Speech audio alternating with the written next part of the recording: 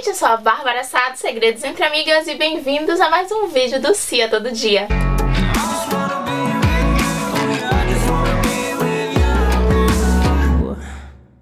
No vídeo de hoje eu vou contar pra vocês um pouquinho sobre a leitura do livro Zorganvolder, A Redenção, escrito pelo Joel Dantas. Joel Dantas já acompanha aqui o canal e esse aqui é o lançamento dele pela editora Chiado e ele me convidou a ler e contar pra vocês o que eu achei da leitura. O livro é uma fantasia e tem um tipo de narrativa diferente do que eu tô acostumada a ler, mesmo em se tratar de um romance. Então foi uma experiência de leitura bem diferente, eu vou contar pra vocês agora o que foi que eu achei. Em Zorganvolder, A Redenção, a gente vai descobrir aqui que no começo da humanidade, além do nosso mundo atual, também foi criado aí uma outra dimensão. E nessa outra dimensão existem dois tipos de seres: os servos de luz e os contra-missão. Os servos de luz, eles são responsáveis por cuidar do livre-arbítrio da humanidade, ou seja, por deixar com que os humanos ajam da forma como eles acreditam que devem agir, seja isso levando eles para um lado bom ou para o lado mau. Do outro ponto de vista, a gente tem os contra-missão, e esses, por sua vez, estão ali prontos para fazer com que os humanos vão para o lado mau.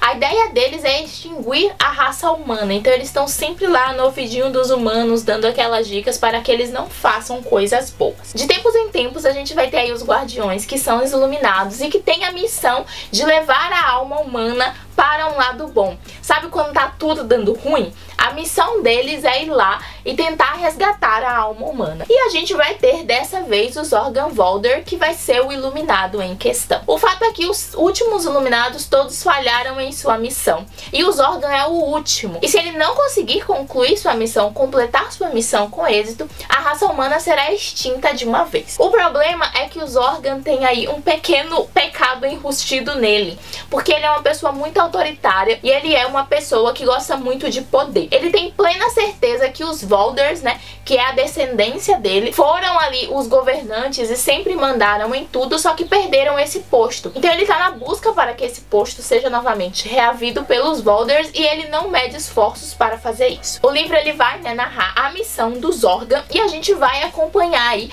as coisas que vão acontecendo na vida dele. O interessante da trama é que ele vai trazer essa distinção de bem e mal e como as pessoas se deixam influenciar, especialmente por poderes. A gente tem bem esse foco no livro, mas não traz essa distinção de forma muito religiosa, sabe?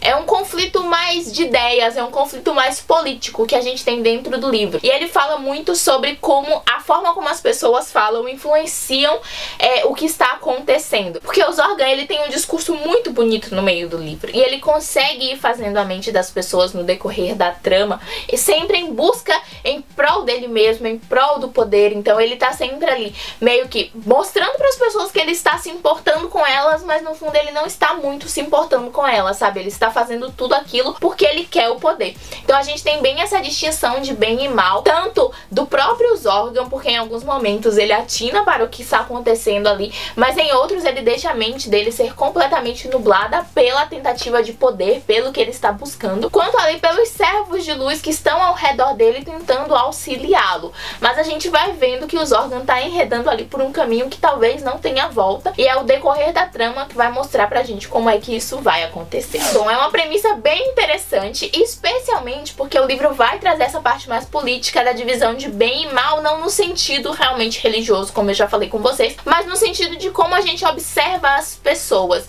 E ele é um livro que faz com que a gente observe o cenário ao nosso redor, porque como ele traz isso da forma como as pessoas falam, a gente começa a tentar perceber algumas coisas que a gente já viu na vida e como a forma como a pessoa falou influenciou a gente a fazer determinadas coisas ou influenciou pessoas ao nosso redor. Eu achei isso muito interessante. Aqui no começo do livro a gente tem uma apresentação do autor, que é o Joel, e ele fala que ele costumava escrever roteiros, e a gente tem isso muito presente aqui na forma de narrativa do livro, porque como eu já mencionei pra vocês, é um romance, mas a gente traz essa narrativa no formato mais de roteiro. É muito muito visual, sabe? E a gente, como leitor, não se sente inserido no livro, mas sim observando a história acontecer.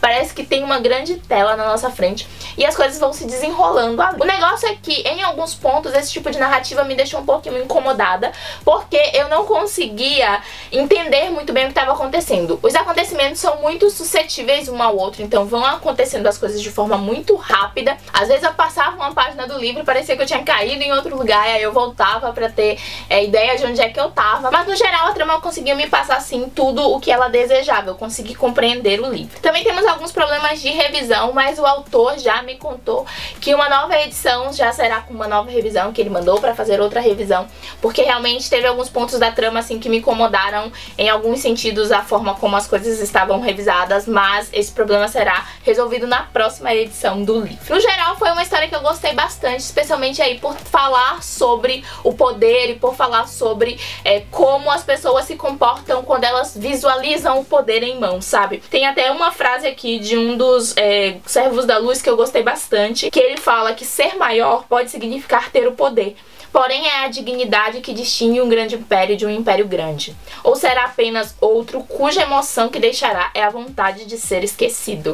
Então eu achei muito interessante, foi uma leitura assim que me fez refletir muitas coisas, especialmente sobre o atual cenário do Brasil. Então eu consegui colocar ela bem na realidade, consegui visualizar bem as coisas. Enfim, gente, pra quem curte essas leituras que te fazem refletir muito sobre o psicológico da humanidade, pra quem curte essas fantasias que falam sobre outras dimensões, eu indico bastante a leitura. Se você quiser ganhar um livro desse, vai ter um pra sorteio nesse vídeo. É só você deixar um comentário aqui. Eu vou fazer o sorteio no dia 10 e deixo também aqui como comentário em destaque quem ganhou, tá? Então eu vou usar um aplicativo pra fazer o sorteio dos comentários desse vídeo, e aí a pessoa que ganhou eu vou marcar.